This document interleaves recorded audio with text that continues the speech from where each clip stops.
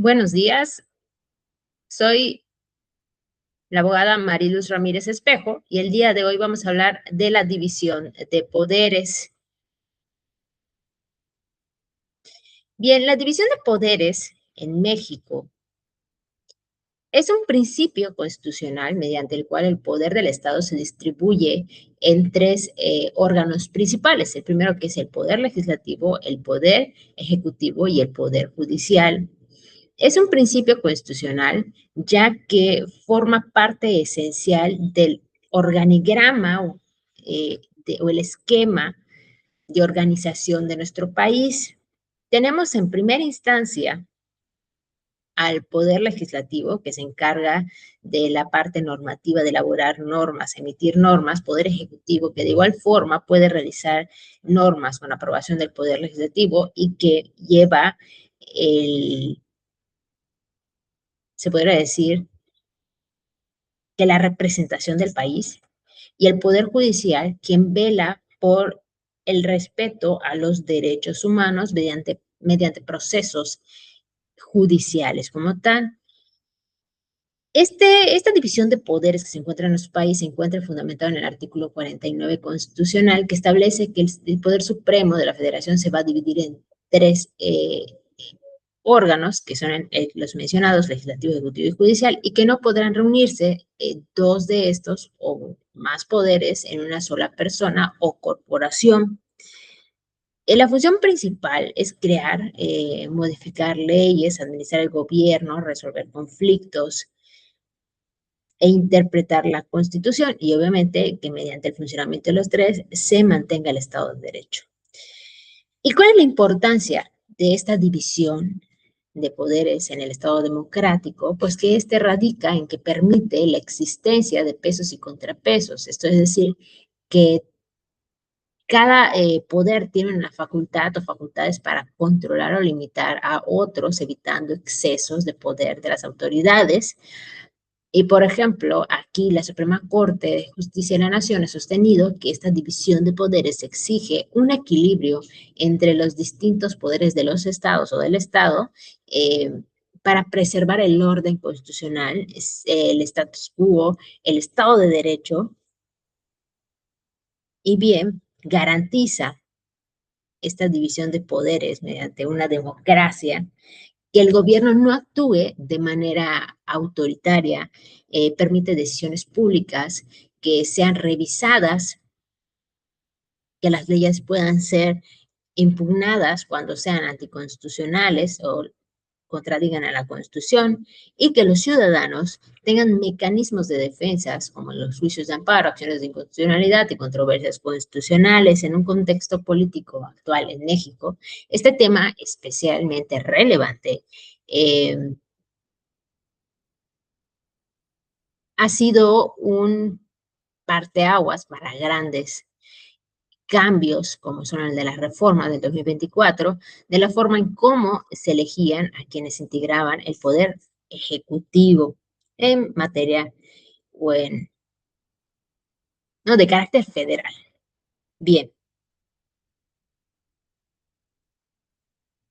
la división de poderes, como ya mencioné, se fundamenta en el artículo 49 de la Constitución, el fundamento de donde se encuentra la organización y administración de cada uno de los poderes, se encuentra el poder legislativo en el artículo 50 al 79 de la Constitución, las organizaciones y atribuciones del Ejecutivo en el 80 al 93 y la integración y competencias del Poder Judicial del 94 al 107.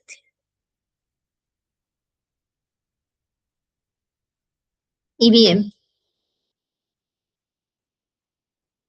en cuanto al el Poder Legislativo cuenta con las funciones de poder propiamente expedir, reformar, derogar leyes, aprobar presupuestos, representar la voluntad popular del país mediante determinadas normas que ellos pretenden pues expedir mediante la aprobación de los senadores, diputados, ya que este poder legislativo se compone de una división bicameral, es decir, que existe Cámara de Diputados y Cámara de Senadores y que también estos pueden aprobar o ratificar determinadas decisiones del el poder legislativo, es decir, la presidenta actualmente de nuestra nación, quien se encarga también de administrar el gobierno, dirigir la política interna, promulgar leyes, realizar el presupuesto de egresos, entre otras funciones. En cuanto al poder judicial, a diferencia de los otros dos, no se encargan de legislar, no se encargan de administrar, esos se encargan por velar eh, por la justicia de todos los ciudadanos, porque sé que cuiden y respeten los derechos humanos, los derechos fundamentales. Aquí este Poder Judicial no se integra por todos ni senadores, mucho menos por el presidente, pero sí por la Suprema Corte de Justicia de la Nación, por los tribunales electoral del Poder Judicial de la Federación, por el Tribunal Colegiado de Circuito, los tribunales colegiados de apelación, que estos igual se adicionaron con las últimas reformas, y los juzgados de distrito, quienes todos estos órganos van a velar por acciones de inconstitucionalidad, controversias constitucionales y el juicio de amparo. Y estos van a procurar siempre que se preserve el Estado de Derecho mediante el cuidado de la ciudadanía, la justicia y evitar abusos de la autoridad. Existe también el sistema de pesos y contrapesos. ¿Y a qué se refiere este sistema? Realmente trata de que la división de poderes no implica una separación absoluta entre los órganos del Estado. Por el contrario, el sistema constitucional mexicano establece un conjunto de pesos y contrapesos mediante el cual cada poder posee determinadas facultades para supervisar, limitar y controlar situaciones o actuaciones de los demás, de las autoridades. Este mecanismo busca impedir la concentración del poder y fortalecer el Estado de Derecho. Entre los principales controles vamos a ver los del Ejecutivo mediante la aprobación de leyes, mediante la fiscalización de gastos públicos, ratificación de determinados nombramientos, entre otras facultades. Ese es el sobre el legislativo sobre el ejecutivo. El ejecutivo sobre el legislativo también, el derecho de iniciar leyes, promulgar las leyes, publicarlas, de formular observaciones. Y en cuanto a los controles del Poder Judicial, realmente versa sobre temas de juicio de amparo, acciones de inconstitucionalidad, controversias constitucionales, control de convencionalidad, interpretaciones constitucionales, etcétera. Gracias a estos instrumentos, cualquier acto de autoridad puede ser revisado cuando exista una posible violación a la Constitución o a los derechos humanos.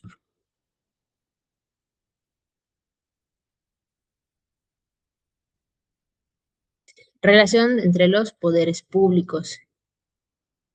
La relación entre los poderes públicos debe entenderse bajo los principios de coordinación, colaboración, equilibrio e independencia. Ninguno puede funcionar completamente aislado. Pues el propio diseño constitucional exige la participación conjunta de los órganos del Estado en diversas decisiones trascendentales. Y algunos ejemplos que pudieran observarse de esta colaboración institucional podría ser que el Congreso aprueba las leyes que posteriormente ejecuta el Poder Ejecutivo o el Ejecutivo presenta iniciativas legislativas y promulga leyes aprobadas por el Congreso. El Poder Judicial interpreta las leyes expedidas por el Legislativo y verifica las actuaciones del Ejecutivo que se respeten en esta parte de la Constitución, perdón. El Senado también aquí, cuando ratifica diversos nombramientos realizados por el Ejecutivo, entre otro tipo de actuaciones. Podemos nombrar un montón de estas. Y bueno, este esquema va a reflejar un modelo de equilibrio constitucional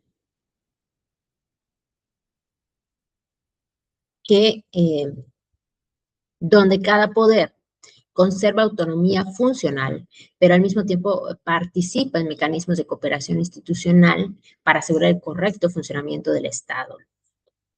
En un contexto, pues, político contemporáneo, la relación entre los poderes públicos ha adquirido especial relevancia debido a las recientes reformas del Poder Judicial, y esto cambia, o estos cambios han generado un amplio debate sobre la independencia judicial Y aquí la legitimidad democrática y el alcance de los mecanismos resulta indispensable para garantizar la vigencia del Estado de Derecho, la protección efectiva de los derechos humanos y el fortalecimiento de la democracia, pues, constitucional. La realidad mexicana contemporánea. Aquí en este punto, desde la postura personal, considero que en México sí existe formalmente una división de poderes porque la Constitución reconoce la existencia del poder eh, en los tres órganos, el Ejecutivo, Legislativo y Judicial, pero con órganos o como órganos distintos, con facultades propias, límites establecidos. Sin embargo, en la práctica, esta separación no siempre funciona de manera auténtica o equilibrada, ya que en determinados momentos el contexto político, las mayorías que son partidistas y lo que influye en el poder ejecutivo puede debilitar la independencia de los demás poderes. Aquí la separación de poderes no debe entenderse únicamente como una división estricta de la Constitución, sino como una práctica efectiva, es decir, no va a bastar con que existan tres poderes, perdón, formalmente reconocidos, también es necesario que cada uno actúe con autonomía, responsabilidad y capacidad real para controlar los excesos de los otros. Cuando el Poder Legislativo aprueba decisiones sin ningún análisis profundo, cuando el Poder Judicial enfrenta presiones políticas y el equilibrio constitucional se suele debilitar.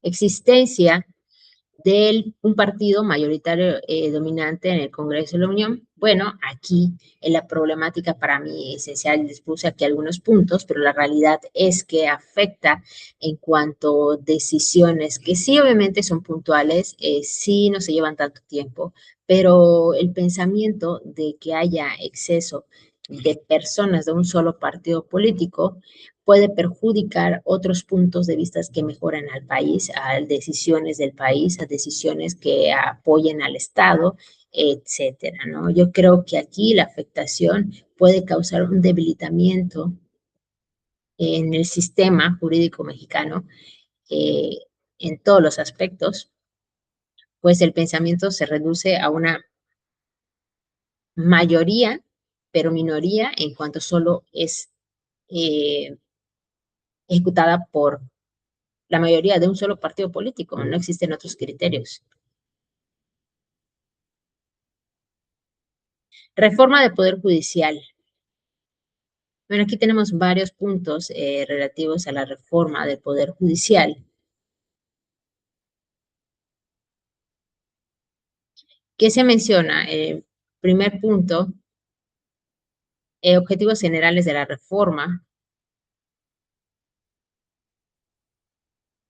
Dice democratizar la integración del Poder Judicial, combatir la corrupción y el nepotismo por el Poder Judicial. Al final, pues yo no estoy de acuerdo con esto porque pues, muchos de los que integran los magistrados, jueces e incluso los ministros son del mismo partido político que está abundando en nuestro país, como el de tanto en la presidencia como en el Poder Legislativo. Y pues ahorita era la jugada de ganarle al legislativo. En cuanto al impacto en la independencia judicial, aquí quienes imparten justicia deben de resolver asuntos sometidos a su conocimiento únicamente con base en la Constitución, las leyes, derechos humanos, sin recibir presiones políticas, económicas, partidistas de cualquier naturaleza. Esto, impacto de independencia judicial, siempre ha habido una independencia judicial. Yo creo que aquí, lejos de haber una independencia judicial, hay una dependencia para todos los órganos que ya forman parte del mismo esquema de partido político. En cuanto a las consecuencias para sistemas del control constitucional, tenemos que el Poder Judicial desempeña un papel fundamental como garante de la supremacía constitucional, los principales desafíos consisten en garantizar en cualquier modificación institucional, preservar la función del Poder Judicial como intérprete último de la Constitución protector de los derechos humanos. Realmente en esta parte no estoy totalmente de acuerdo, puesto que la ideología de quienes, aunque nosotros seamos de cierta forma optado y elegido a los representantes de los puestos del Poder Judicial se enfocaron más para temas partidistas, se eligieron más con mentalidades partidistas y como el partido ahorita solo es uno a nivel nacional, o sea, no es que sea uno, sino la mayoría ha elegido a uno que es Morena, pues obviamente no hay tanto garantía, ¿no?, de las decisiones que tomen las autoridades. Dice, posibles beneficios o riesgos institucionales, mayor participación ciudadana en la integración del Poder Judicial. Esto creo que es algo negativo. No es como lo pintan, puesto que muchos no sabían de quiénes eran los candidatos a formar parte del Poder Judicial, ni sabían la forma en cómo votar. Dice, incremento la legitimidad democrática de los órganos jurisdiccionales, así nos los pintan, mayor transparencia de la selección de jueces, magistrados, ministros, incentivos de combatir prácticas de corrupción y nepotismo, fortalecimiento de la rendición de cuentas, mayor cercanía entre ciudadanos y sistema de justicia. Relación entre legitimidad democrática y autonomía judicial. Uno de los principales debates constitucionales consiste en determinar cómo debe entenderse la relación entre legitimidad democrática y autonomía judicial. Bueno, esta es como la forma en cómo lo maneja la reforma del 2024 que se aplicó en 2025, que a mi buen parecer no existió democracia, la gente no fue a votar, la gente no estaba informada, la gente no sabía quiénes eran los candidatos, no hubo el tiempo suficiente para que la gente lo pudiera asimilar y tome una buena decisión. Entonces, lejos de que haya causado un impacto positivo, fue todo lo contrario. Y en cuanto a la conclusión a todo este tema, la división de poderes en México constituye uno de, como lo dije, uno de los principios fundamentales para la existencia de un Estado democrático y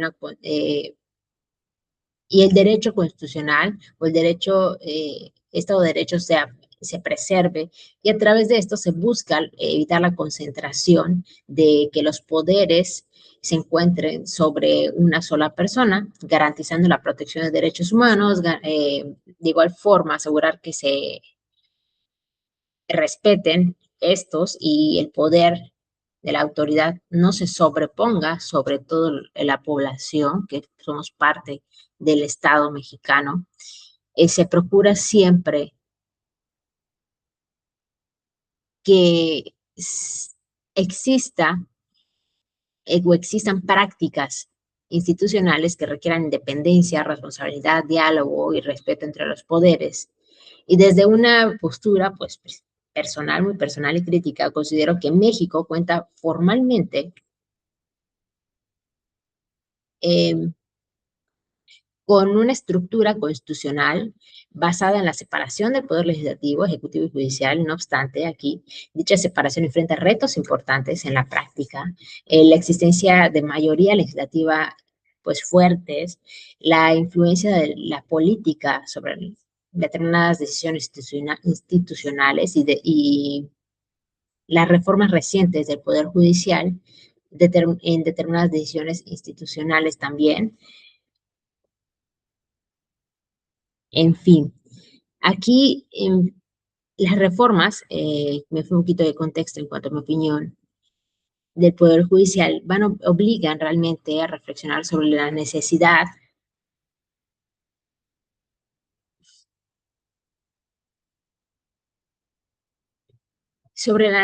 de preservar el equilibrio entre los poderes.